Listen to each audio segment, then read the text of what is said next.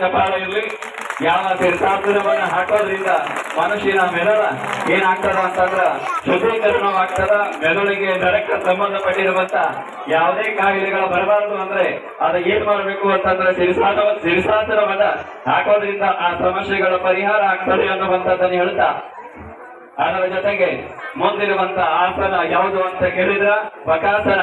ಬಕಾಸನವನ್ನ ಹಾಕೋದ್ರಿಂದ ಮನುಷ್ಯರೊಳಗಿರುವಂತ ಏನು ಅಂತಂದ್ರೆ ನರಗಳ ದೌರ್ಬಲ್ಯ ಆಗಿರಬಹುದು, ಅದರ ಜೊತೆಗೆ ಕೀಲುನು ಮಂಡಿನೂ ಇರುವಂತ ಸಮಸ್ಯೆಗಳ ಪರಿಹಾರ ಆಗ್ತಾವ. ತಮಿಳರ ಜೋರಾದ ಚಪ್ಪಾಳ ಇರಲಿ.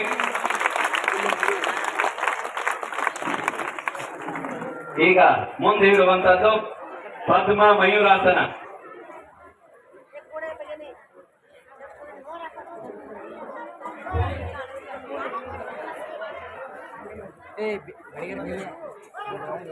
ತಮಿಳ ಜೋರಾದ ಚಪ್ಪಾಳೆ ಬರಬೇಕು. ಧನುರಾಸನವನ್ನ ಹಾಕೋದ್ರಿಂದ ಮನುಷ್ಯನ ಪಚನ ಕ್ರಿಯೆಗೆ ಸಂಬಂಧಪಟ್ಟಿರುವಂತಹ ತೊಂದರೆಗಳಿದ್ರ, ಉದರ ರೋಗಗಳಿದ್ರ ಅವೆಲ್ಲ ಪರಿಹಾರ ಆಗ್ತಾವ. ಅಂತ ಆಸನ ಪದ್ಮ ಮಯೂರಾಸನ. ಆದ ನಂತರದೊಳಗ ಯಾವುದು ಅಂತ ಕೇಳಿದ್ರ ಧನುರಾಸನ ಅಂತ ಕರಿತೀವಿ. ಧನುರ್ ಅಂತಂದ್ರೆ ಯಾವ ಬಿಲ್ ಅಂತ ಕರಿತೀವಲ್ಲ, ಆ ರೂಪದೊಳಗ ಮನುಷ್ಯನ ದೇಹವನ್ನ ಬಗ್ಸೋದ್ರಿಂದ ನಿಮ್ಮ ಸೊಂಟದ ನೋವು ಆಗಿರಬಹುದು, ಸೊಂಟದ ನೋವು, ಬೆನ್ನ ನೋವು ಇತ್ತು ಅದ ಅವೆಲ್ಲ ಪರಿಹಾರ ಆಗ್ತವೆ. ಅಂತ ಆಸನ ಧನುರಾಸನ. ಜೋರಾದ ತಮಿಳರ ಚಪ್ಪಾಳ ಇರಲಿ.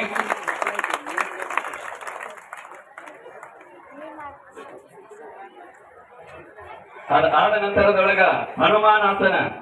ನೀವೆಲ್ಲ ಹನುಮಂತಗ ನೋಡಿರಿಲ್ಲ, ಆಂಜನೇಯ ಸ್ವಾಮಿ ಅಂತ ಹನುಮಂತನ ಶಕ್ತಿ ಬೇಕಾಗಿತ್ತು ಅಂದ್ರೆ ಹನುಮಾನಾಸನವನ್ನ ಹಾಕ್ಬೇಕು. ನೋಡ್ರಿ ಎಷ್ಟು ಅದ್ಭುತ ಅಂತಂದ್ರೆ ಬಹಳಷ್ಟು ಅದ್ಭುತವಾಗಿರುವಂತ ಆಸನ ಹನುಮಾನಾಸನ. ತಮ್ಮೆಲ್ಲರ ಜೋರಾದ ಚಪ್ಪಾಳ ಇರ್ಲಿ.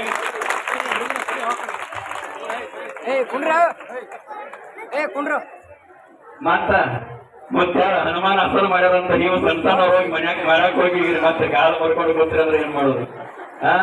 ಈಗಿರುವಂತದ್ದು ಯಾವುದು ಅಂತಂದ್ರೆ ಏಕಪಾದ ರಾಜ ಕಪೋತಾಸನ. ಬಹಳಷ್ಟು ಅದ್ಭುತವಾಗಿರುವಂತ ಆಸನ ಏಕರಾಜ ಕಪೋತಾಸನ. ಅಂತ ಅದ್ಭುತವನ್ನ ಪರಮ ಪೂಜೆನ ಮಾಡ್ತಾ ಇದ್ದಾರೆ. ತಮ್ಮೆಲ್ಲ ನೋಡ್ರಿ ಕಾಲನ್ನ ಒಯ್ದು ತಮ್ಮ ಶಿರಸಿಗೆ ಹಚ್ಚುವಂತದ್ದು ಬಹಳ ಕೆಲಸದ ಕೆಲಸ ಅಂತ ಅದ್ಭುತವನ್ನ ಮಾಡಿದ್ದಾರೆ. ಪೂಜರಿಗೆ ಚಪ್ಪಾಳ ಇರ್ಲಿ. ಈಗ ಗಂಡ ಬೇರುಂಡಾಸನ. ನೀವೆಲ್ಲ ಗಂಡ ಬೇರುಂಡ ಪಕ್ಷಿಯನ್ನು ನೋಡಿರಿ. ಆ ರೂಪದೊಳಗ ಇರುವಂತ ಆಸನ ಯಾವುದು ಅಂದ್ರೆ ಗಂಡ ಬೇರುಂಡಾಸನವನ್ನ ಪರಮ ಪೂಜರ ಹಾಕ್ತಾ ಇದ್ದಾರೆ. ತಮ್ಮೆಲ್ಲರ ಜೋರಾದ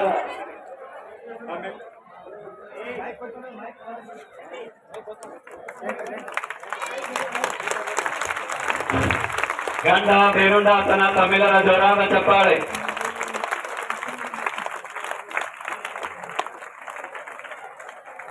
ಮತ್ತೆ ನೀವು ಮನ್ಯಾಗ ಮಾಡಕ್ ಹೋಗಿರಿ, ಸೊಂಟನ ಮರ್ಕೊಂತೀರಿ. ಮತ್ತೆ ಈಗ ಕೊನೆಯದಾಗಿರುವಂತ ಆಸನ ಯಾವುದು ಅಂದ್ರೆ ಅದು ಚಕ್ರಾಸನ. ಚಕ್ರ ಅಂತಂದ್ರೆ ಗಾಳಿ. ಗಾಳಿ ಯಾವ ರೀತಿ ಇರ್ತದ ಆ ರೀತಿ ತಮ್ಮ ದೇಹವನ್ನ ಸಂಪೂರ್ಣವಾಗಿ 90 ಡಿಗ್ರಿಯಲ್ಲಿ ಮನಿಸುವಂತ ಆಸನ ಅದು ಚಕ್ರಾಸನ. ತಮ್ಮೆಲ್ಲರ ಜೋರಾದ ಚಪ್ಪಾಳೆಯನ್ನ ಪರಮ ಪೂಜರಿಗೆ ಅರ್ಪಿಸಬೇಕು ಅನ್ನುವಂಥದ್ದನ್ನ ಹೇಳ್ತಾ, ದೇಹದ ಯಾವುದೇ ನೋವುಗಳಿದ್ರ, ಈಗ ನೋವುಗಳಿರಬಹುದು, ಯಾವುದೇ ದೇಹದ ರೋಗಗಳ ನೋವುಗಳಿದ್ರ ಚಕ್ರಾಸನವನ್ನ ಹಾಕೋದ್ರಿಂದ ಆ ಎಲ್ಲ ನೋವುಗಳು, ಈಗ ನೋವು ಆಗಿರಬಹುದು, ಮಂಡಿ ನೋವು ಆಗಿರಬಹುದು, ಇನ್ನಿತರ ಯಾವುದೇ ನೋವುಗಳಿದ್ರು ಅವೆಲ್ಲ ನೋವುಗಳ ಕಡಿಮೆ ಆಗ್ತವೆ ಚಕ್ರಾಸನ. ತಮ್ಮೆಲ್ಲ ಜೋರಾದ ಚಪ್ಪಾಳೆ ಇರಲಿ ಪರಮ ಪೂಜರಿಗೆ.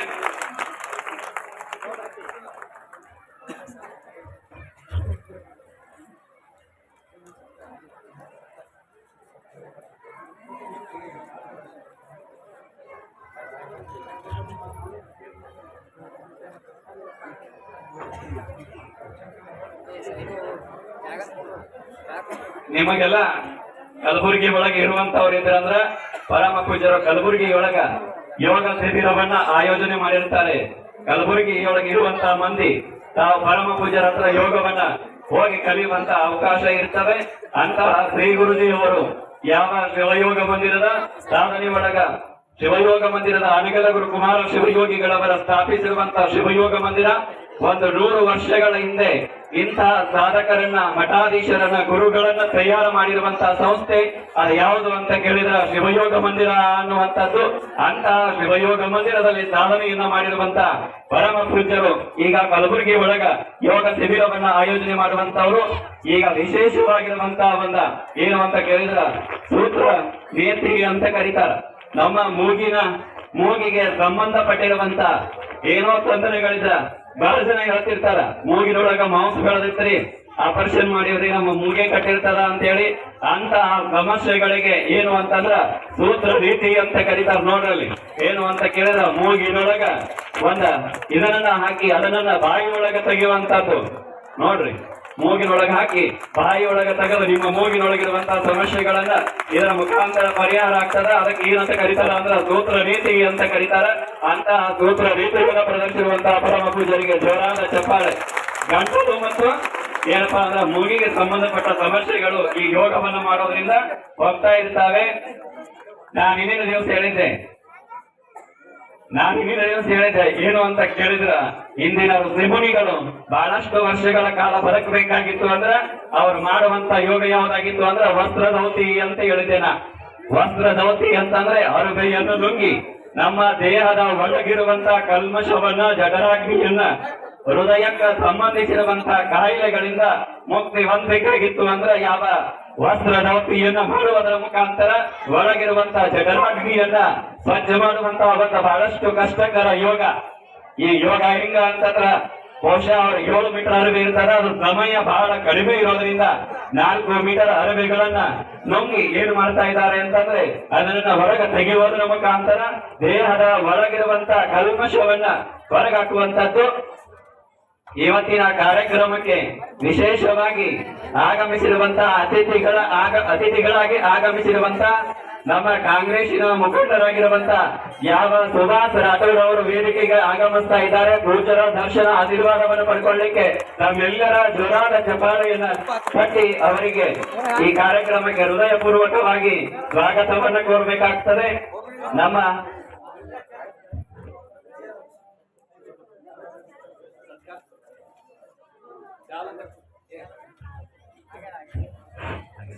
ನಮ್ಮ ಸುಭಾಷನ ರಾಠೋಡ್ ಅವರು ನಾವು ಹೇಳಿರುವ ಹಾಗೆ ಏನು ಅಂತಂದ್ರೆ ಈ ಭಾಗದೊಳಗೆಲ್ಲ ಸದಾಕಾಲ ಜನರ ಜೊತೆಗೆ ಬೆರೆಯುವಂತವ್ರು. ಅದರ ಜೊತೆಗೆ ಏನು ಅಂತ ಕೇಳಿದ್ರ ಬಸವಣ್ಣನ ಪರಮ ಭಕ್ತರು ಯಾರಾದ್ರೂ ಇದ್ರೆ ನಮ್ಮ ಸುಭಾಷನ ರಾಠೋಡ್ ಅವರು ಅಂತ ನಾವು ಈ ಸಂದರ್ಭದೊಳಗೆ ಹೇಳಬೇಕಾಗ್ತದೆ. ಬಸವ ತತ್ವವನ್ನ ಸದಾಕಾಲ ಆಚರಣೆ ಒಳಗೆ ಇಟ್ಟುಕೊಂಡಿರುವಂತವ್ರು ಬಸವಾಭಿಮಾನಿಗಳು ಅಂದ್ರೆ ನಮ್ಮ ಸುಭಾಷ್ ರಾಠೋಡ್ ಅವರು ಅಂತ ಹೇಳ್ಬೇಕಾಗ್ತದೆ. ನಿಮಗೆಲ್ಲ ಗೊತ್ತದ ಈಗ ಇಲೆಕ್ಷನ್ ಇರೋದ್ರಿಂದ ಹೆಚ್ಚಿಗೆ ಏನಾದ್ರು ಹೇಳಿದೀವಿ ಅಂದ್ರೆ ತಪ್ಪು ಕಲ್ಪನೆಗಳು ಹೋಗ್ತಾವ. ಒಂದು ಸರಳ ಸಾತ್ವಿಕ ಸ್ವಭಾವದ ಬಸವಣ್ಣನ ಅಪ್ಪಟ ಪರಮ ಭಕ್ತರು ಅಂದ್ರೆ ಅದು ನಮ್ಮ ಸುಭಾಷ್ ರಾಠೋಡ್ ಅವರು ಅಂತ ಈ ಸಂದರ್ಭದೊಳಗ ಹೇಳ್ತಾ ಸದಾಕಾಲ ಜನರ ಜೊತೆಗಿರುವಂತವ್ರು ಇವತ್ತು ಬಂದ ನಮ್ಮ ವೀರಭದ್ರೇಶ್ವರರ ದರ್ಶನ, ಅದರ ಜೊತೆಗೆ ಎಲ್ಲ ಪರಮ ಪೂಜರ ಬಂದ ದರ್ಶನ ಆಶೀರ್ವಾದವನ್ನು ಮಾಡ್ಕೊಂಡು ಹೋಗಿದ್ದಾರೆ. ಅವರಿಗೆ ಆ ಭಗವಂತನ ಆಶೀರ್ವಾದ, ವೀರಭದ್ರೇಶ್ವರ ಆಶೀರ್ವಾದ, ಗುರುವಿನ ಆಶೀರ್ವಾದ ಇರಲಿ ಅಂತ ಪ್ರಾರ್ಥನೆಯನ್ನು ಮಾಡಿ ಅವರಿಗೆ ಮತ್ತೊಂದ್ಸತಿ ಚಪ್ಪಾಳೆಯನ್ನು ತಟ್ಟಿ ಶುಭವನ್ನು ಕೋರಬೇಕು. ನಾ ಹೇಳಿದ್ದೆ ಏನು ಅಂತ ಕೇಳಿದ್ರ ವಸ್ತ್ರಧೌತಿ ಅನ್ನುವಂಥದ್ದು ನಮ್ಮ ಜಠರಾಗ್ನಿ ಸ್ವಚ್ಛ ಆಗ್ಬೇಕಾಗಿತ್ತಂದ್ರ 4.5 ಮೀಟರ್ ಬಟ್ಟೆಯನ್ನ ಒಳಗಿಡುತ್ತೇವ. ಮತ್ತೆ ನೀವು ಭಯ ಕಂಡುಕೊಂಡಿರಿ ಒಳಗೆ ಹೋಗಿ ದೇಹದೊಳಗಿರುವಂತ ಎಲ್ಲ ಕಲ್ಮಶವನ್ನ, ಹೃದಯಕ್ಕೆ ಸಂಬಂಧಪಟ್ಟಿದ್ದಾಗಿರಬಹುದು, ಶ್ವಾಸಕೋಶಕ್ಕೆ ಸಂಬಂಧಪಟ್ಟಿದ್ದಾಗಿರಬಹುದು, ಜಠರಾಗ್ನಿಗೆ ಸಂಬಂಧಪಟ್ಟಿದ್ದಾಗಿರಬಹುದು, ಆ ಎಲ್ಲ ದೋಷಗಳು ಏನಾಗ್ತಾವ ಅಂತಂದ್ರೆ ಈ ವಸ್ತ್ರಧೌತಿಯನ್ನ ಮಾಡೋದ್ರಿಂದ ಅವೆಲ್ಲ ಪರಿಹಾರ ಆಗ್ತಾವ. ನೀವು ನೆನಪಿರ್ಲಿ, ಊಟ ಕುಂತಾಗ ಒಂದಿಷ್ಟು ಏನಾರ ಗಂಟಲು ಕೈತಂದ್ರ 3 ತಾಸು ಕೆಮ್ತೀರಿಲ್ಲ, ಒಂದು ಚಳಿಗೆ ನೀರು ಕುಡಿತೀರಿ, ಒಂದು ಅರಬೆಯನ್ನ ಅದನ್ನ ನುಂಗಿ ವಾಪಸ್ ತೆಗೆಯುವಂತದ್ದು ಅಂತಂದ್ರೆ ಅದಕ್ಕೆ ವಸ್ತ್ರಧೌತಿ ಅಂತ ಕರೀತಾರ. ನೆನಪಿರ್ಲಿ, ಆ ಯೋಗವನ್ನ ಪ್ರದರ್ಶನ ಮಾಡ್ಬೇಕಾಗಿತ್ತು ಅಂದ್ರ ಅವ್ರು 2 ದಿವಸ ಉಪವಾಸ ಇರ್ಬೇಕ, ಅವಾಗ ಮಾತ್ರ ಅದನ್ನ ಮಾಡ್ಲಿಕ್ಕೆ ಬರ್ತದ. ನಿಮ್ಮ ಮುಂದೆ 2 ದಿನ ಉಪವಾಸವಿದ್ದು ಅಂತ ಯೋಗವನ್ನ ಪ್ರದರ್ಶನ ಮಾಡ್ತಾ ಇದ್ದಾರೆ. ಅವರಿಗೆ ಜೋರಾದ ಚಪ್ಪಾಳೆಯನ್ನು ತಟ್ಟಿ ಈ ಸಂದರ್ಭದಲ್ಲಿ ಶುಭವನ್ನ ಕೋರಬೇಕು. ಮತ್ತ ನಿಮ್ಮ ಮಕ್ಕಳಿಗೆಲ್ಲ ಹೇಳ್ರಿ, ಮತ್ತ ಮನ್ಯಾಗ ಹೋಗಿ ಅವು ನುಂಗಾಕ ತೆಗಿತಾವ, ಮನ್ಯಾಗ ಹೋಗಿ ಅವು ನುಂಗಿ ಹಿಂಗ್ಯಾವ ಆಗಬಾರದು. ಯಾಕಂತಂದ್ರ ನೀವೇನಾರ ಅದನ್ನ ಪ್ರಯತ್ನ ಮಾಡಕ್ ಹೋದ್ರಿ ಅಂತಂದ್ರ ಅದು ಸಾಧ್ಯ ಇಲ್ಲ. ಯಾಕಂದ್ರ ಅದಕ್ಕ ಸತತ ಪರಿಶ್ರಮ, ಸತತ ಸಾಧನೆ ಇರ್ತದ. ಒಂದೇ ದಿನದಾಗ ಒಂದೇ ತಾಸಿನಾಗ ಮಾಡ್ಲಿಕ್ಕೆ ಬರೋದಿಲ್ಲ. ಬಹಳಷ್ಟು ದಿನಗಳಿಂದ ಅದನ್ನ ಸದಾಕಾಲ ಸಾಧನೆ ಒಳಗ ಇಟ್ಕೊಂಡಿರುವಂತವರು ಅಂತಂದ್ರೆ ಅದು ಪರಮ ಪೂಜ್ಯ ರುದ್ರಮುನಿ ಮಹಾಸ್ವಾಮಿಗಳು, ರುದ್ರಮುನಿ ದೇವರು ಅಂತ ಹೇಳ್ಬೇಕಾಗ್ತದೆ. ನೋಡ್ರಿ, ನಾವ್ ಏನಾರ ನಮ್ಗೊಳಗ ಸ್ವಲ್ಪ ಸಮಯ ಹೆಚ್ಚು ಕಡಿಮೆ ಆಗ್ಬಿಟ್ರೆ ಸಾಕ, ಹೊರಗಿರುವಂತ ಕರಳಿಗೆ ಏನಾಗ್ತದ ಅಂತಂದ್ರ ಆ ಬಟ್ಟೆ ತೊಗೊಂಡು ಬಿಡ್ತದ. ಅಂತ ಒಂದು ಕಠಿಣವಾಗಿರುವಂತ ಯೋಗವನ್ನ ಬಹುಶಃ ನಮ್ಮ ಕಲಬುರಗಿ ಜಿಲ್ಲೆ ಒಳಗ ಏಕೈಕ ಸ್ವಾಮಿಗಳು ಅಂತಂದ್ರೆ ಅದ ರುದ್ರಮುನಿ ದೇವರು ಅಂತ ಹೇಳ್ಬೇಕಾಗ್ತದೆ. ನಿಮ್ಮ ಮಕ್ಕಳಿಗೆ ಅದನ್ನ ಇಲ್ಲಿ ಎದಕ್ಕ ಪ್ರದರ್ಶನ ಮಾಡಕತ್ತೀವಿ ಅಂತಂದ್ರ ನೆನಪಿರ್ಲಿ, ನಮ್ಮ ಭಾರತ ದೇಶದ ಭವ್ಯ ಪರಂಪರೆ, ಯೋಗ ಪರಂಪರೆಯನ್ನ ನಾವೆಲ್ಲರೂ ಮರ್ತಿದೀವಿ. ಬಹುಶಃ ಅಂತ ಯೋಗ ಪರಂಪರೆ ನಮ್ಮ ಮಕ್ಕಳಿಗೆಲ್ಲ ನೆನಪಿರ್ಲಿ, ನಮ್ಮ ಮಕ್ಕಳಿಗೆಲ್ಲ ಅದಕ್ಕೆ ಗೊತ್ತಾಗಲಿ ಅನ್ನುವುದಕ್ಕಾಗಿ, ನಿಮ್ಮ ಮಕ್ಕಳಿಗೆಲ್ಲ ಅದಕ್ಕೆ ಗೊತ್ತಾಗಲಿ ಅನ್ನುವುದಕ್ಕಾಗಿ ಪೂಜ್ಯರ ಬಂದ ಇಲ್ಲಿ ಅದನ್ನ ಏನ್ ಮಾಡಕತ್ತಾರ ಅಂತಂದ್ರೆ ಪ್ರದರ್ಶನವನ್ನ ಮಾಡ್ತಾ ಇದ್ದಾರೆ ಅನ್ನುವಂಥದ್ದು. ಅಂತ ನಮ್ಮ ಭಾರತ ದೇಶದ ಯೋಗ ಪರಂಪರೆಯನ್ನ ವಿಶ್ವ ಯೋಗ ದಿನಾಚರಣೆ ಅಂತ ಆಚರಣೆ ಮಾಡ್ತಾರ. ಎಷ್ಟನೇ ತಾರೀಕ? ನಾಳೆಗೆ ಹೋಗೋದಿಲ್ಲ. ಎಷ್ಟನೇ ತಾರೀಕ? ನೆನಪದ ಹುಡುಗರಿಗೆ ಜೂನ್ 21ನೇ ತಾರೀಕ ವಿಶ್ವ ಯೋಗ ದಿನಾಚರಣೆಯನ್ನ 193 ದೇಶದಲ್ಲಿ ಆಚರಣೆ ಮಾಡ್ತಾರಂದ್ರ ನಮ್ಮ ಯೋಗದ ಶಕ್ತಿ ಎಷ್ಟಿರಬೇಕು ಅನ್ನುವಂಥದ್ದು ನಮ್ಮ ತಲೆಯೊಳಗಿರ್ಲಿ. ಅಂತ ಯೋಗ ಪರಂಪರೆಯ ಮುಂದುವರೆದಿರುವಂತ ಭಾಗವನ್ನ ಅದ ನಶಿಸಿ ಹೋಗಬಾರದು. ನಮ್ಮ ಜನರಿಗೆ ಅದು ಗೊತ್ತಾಗಲಿ. ನಮ್ಮ ಯುವಕರು, ನಮ್ಮ ಮುಂದಿನ ಪೀಳಿಗೆ, ಯುವ ಮಕ್ಕಳು ಆ ಯೋಗದತ್ತ ಆಕರ್ಷಣೀಯ ಆಗಲಿ ಅನ್ನುವುದಕ್ಕಾಗಿ ಪರಮ ಪೂಜ್ಯರ ಇಂಥ ಯೋಗವನ್ನ ಎಲ್ಲ ಕಡೆ ಪ್ರದರ್ಶನವನ್ನ ಮಾಡಿ ಯೋಗವನ್ನ ಪ್ರಚಾರ ಮಾಡುವಂತಹ ಪೂಜ್ಯರು ಅಂದ್ರೆ ಅದು ನಮ್ಮ ರುದ್ರಮುನಿ ದೇವರು ಅಂತ ಈ ಸಂದರ್ಭದೊಳಗೆ ಹೇಳಬೇಕಾಗ್ತದೆ. ಅಂತ ವಸ್ತ್ರಧೌತಿಯನ್ನು ನೋಡ್ರಿ ಎಷ್ಟು ಕಷ್ಟ ಅಲ್ಲ. ನೀವು ನುಂಗ್ತೀರವ 4 ರೊಟ್ಟಿ ನುಂಗ್ತಿರಿಲ್ಲ, ಆದ್ರೆ ಅದನ್ನು ನುಂಗಿ ವಾಪಸ್ ತೆಗೆಯುವಂತದ್ದು ಯೋಗ ಪ್ರಕ್ರಿಯೆ ಅದಲ್ಲ, ಅದು ಬಹಳ ದೊಡ್ಡದಿರ್ತದ. ಅಂತ ಸಾಧನೆಯನ್ನ ನಮ್ಮ ರುದ್ರಮುನಿ ದೇವರು ಮಾಡಿದ್ದಾರೆ ಅನ್ನುವಂಥದ್ದು ಈ ಸಂದರ್ಭದೊಳಗೆ ಹೇಳ್ತಾ ತಮ್ಮೆಲ್ಲ ಜೋರಾದ ಚಪ್ಪಾಳೆ ಬರ್ಲಿ. ಅದರ ಜೊತೆಗೆ ನಿಮ್ಮ ಮಕ್ಕಳಿಗೆ ಯೋಗವನ್ನ ಕಲಿಸಬೇಕು ಅನ್ನುವಂತ ಇಚ್ಛೆ ಇದ್ರ ಪರಮ ಪೂಜ್ಯರು ಬಂದ ನಿಮ್ಮೂರೊಳಗ ಶಿಬಿರವನ್ನ ನಡೆಸ್ತಾರೆ. ನಿಮ್ಮ ಮಕ್ಕಳು ರೆಡಿ ಇರ್ಬೇಕ, ಮತ್ತ ಉಚಿತವಾಗಿ ಇರೋದಿಲ್ಲ. ಅದಕ್ಕೆ ಏನು ಅಂತಂದ್ರೆ ಕ್ಲಾಸಿಗೆ ಹಣವನ್ನ ಕೊಟ್ಟು ಸೇರ್ಕೋಬೇಕು. ಅದು ಎಲ್ಲಿ ಅಂತಂದ್ರೆ ಕಲಬುರಗಿ ಒಳಗ ಅವರ ಶಿಬಿರ ಇರ್ತದ. ಅದರ ಜೊತೆಗೆ ಈ ಮೂರೊಳಗೂ ಬಹಳಷ್ಟು ಜನ ರೆಡಿ ಆದ್ರೆ ಯೋಗವನ್ನ ಕಲಿಯುವವರಿದ್ರ ಇಲ್ಲಿಯೂ ಕೂಡ ಬಂದು ನಿಮ್ಮ ಮಕ್ಕಳಿಗೆ ಯೋಗವನ್ನ ಕಲಿಸಿಕೊಡುವಂತ ಕಾಯಕವನ್ನ ಪರಮ ಪೂಜನೆ ಮಾಡ್ತಾ ಇದ್ದಾರೆ ಅನ್ನುವಂತ ಮಾತನ್ನ ಈ ಸಂದರ್ಭದೊಳಗೆ ಹೇಳ್ತಾ ಬಹುಶಃ ನೋಡ್ರಿ 4.5 ಮೀಟರ್ ಬಟ್ಟೆಯನ್ನ ಒಳಗ ಹೋಗಿ ಜಠರಾಗ್ನಿಗೆ ಹೋಗಿ ಮತ್ತೆ ಅದನ್ನ ಹೊರಗೆ ತೆಗೆಯುವಂತದ್ದು ಬಹಳ ದೊಡ್ಡ ಪ್ರಕ್ರಿಯೆಯನ್ನ ಪೂಜನೆ ಮಾಡ್ತಾ ಇದ್ದಾರೆ. ತಮ್ಮೆಲ್ಲ ಜೋರಾದ ಚಪ್ಪಾಳೆ ಬರಲಿ ಅನ್ನುವಂಥದ್ದನ್ನ ಈ ಸಂದರ್ಭದೊಳಗೆ ಹೇಳ್ತಾ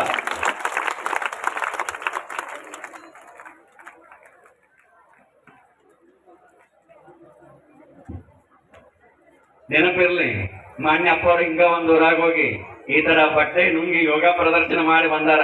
ಮರುದಿವ್ಸ ಒಂದ್ ಹುಡುಗ ಅವ್ರು ನುಂಗಾಕ್ ಹೋಗಿ 4 ತಿಂಗಳ ದವಾಖಾನೆ ಆಗಿತ್ತಂತ. ಅದು ಬಟ್ಟೆ ಹೊರಗೆ ತಕ್ಕೋಬೇಕಾಗಿತ್ತಂದ್ರ ಅದಕ್ಕೆ ಮತ್ತ ನಿಮ್ಮ ಮಕ್ಕಳು ಹುಷಾರಿರ್ಲಿ. ಮತ್ತೆ ನುಂಗಿ ತೋರ್ಸಾರ ಅದೇನು ದೊಡ್ಡದೈತಿ ಬಿಡ, ನಾನು ನುಂಗತೀನಿ ಅನ್ನುವಂತ ಒಂಬತ್ತನ ಬೇಡ. ಇಂಥ ಕೆಲಸ ಆಗ್ಬೇಕಾಗಿತ್ತಂದ್ರ ಅದಕ್ಕ ಸಾಧನೆ ಮತ್ತು ಗುರುವಿನ ಮಾರ್ಗದರ್ಶನ ಪರಿಶ್ರಮ ಇದ್ದಾಗ ಮಾತ್ರ ಅಂತ ಕೆಲಸ ಆಗ್ಲಿಕ್ಕೆ ಸಾಧ್ಯ ಅನ್ನುವಂಥದ್ದನ್ನ ಈ ಸಂದರ್ಭದೊಳಗೆ ಹೇಳ್ತಾ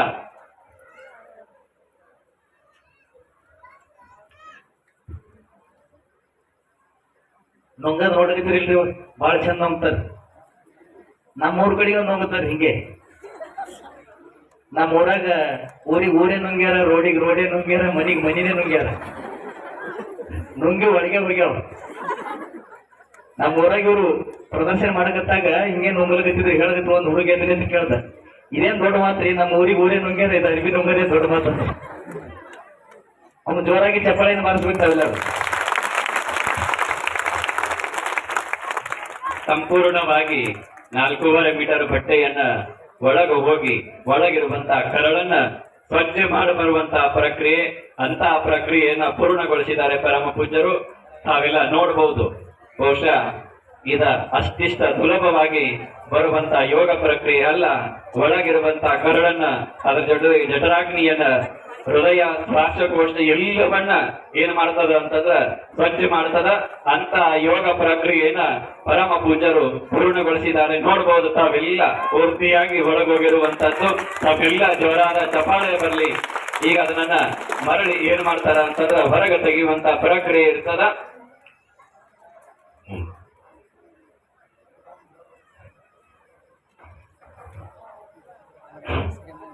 ನೀವೇನ್ರ ಮಾಡಕ್ ಅದನ್ನ ಒಳಗಿದ ಕಳ್ಳ ಹೊರಕ್ಕೆ ಬರ್ತಾವ. ಅವರಿಗೆ ಮಾತ್ರ ಅದು ಸಾಧ್ಯ ಅದ. ಮತ್ತೊಂದ್ಸತಿ ಅವರಿಗೆ ಜೋರಾದ ಚಪಾಳೆ ಬರ್ಲಿ ಅನ್ನುವಂಥದ್ದನ್ನು ಹೇಳ್ತಾ ಸೈನಿಕ್ ಸರಿಯಪ್ಪ. ಒಳಗಿರುವಂತ ಎಲ್ಲ ಕಲ್ಮಶಗಳ, ಮನುಷ್ಯರ ದೇಹದೊಳಗಿರುವಂತ ಎಲ್ಲಾ ಕಲ್ಮಶಗಳು ಕೂಡ ಅದರ ಮುಖಾಂತರ ಹೊರಗೆ ಬರುವಂತ ಇಂಥ ಯೋಗವನ್ನ ಮಾಡಿಯೇ ಹಿಂದಿನ ಋಷಿ ಮುನಿಗಳು ಬಹಳಷ್ಟು ವರ್ಷ, 100 ವರ್ಷ, 200 ವರ್ಷ, 500 ವರ್ಷ ಹೆಂಗ ಬದುಕ್ತಿದ್ರು ಅಂತಂದ್ರೆ ಇಂಥ ಯೋಗವನ್ನ ಸಾಧನೆ ಮಾಡಿ ಅವರೆಲ್ಲ ಬದುಕ್ತಿದ್ರು. ಅಂತ ಯೋಗವನ್ನ ಇವತ್ತ ಕಲಿಯುಗದೊಳಗ ಪ್ರದರ್ಶನವನ್ನ ಮಾಡಿರುವಂತಹ ರುದ್ರಮುನಿ ಪರಮ ಪೂಜ್ಯರ ಮುಗಿಸಿದ್ದಾರೆ. ಅವರಿಗೆ ಮತ್ತೊಂದ್ಸತಿ ಜೋರಾದ ಚಪ್ಪಾಳೆಯ ಮುಖಾಂತರ ಪರಮ ಪೂಜ್ಯರಿಗೆ ಹೃತ್ಪೂರ್ವಕವಾಗಿರುವಂತಹ ಧನ್ಯವಾದಗಳನ್ನ ಈ ಸಂದರ್ಭದೊಳಗೆ ಹೇಳ್ತೇವೆ.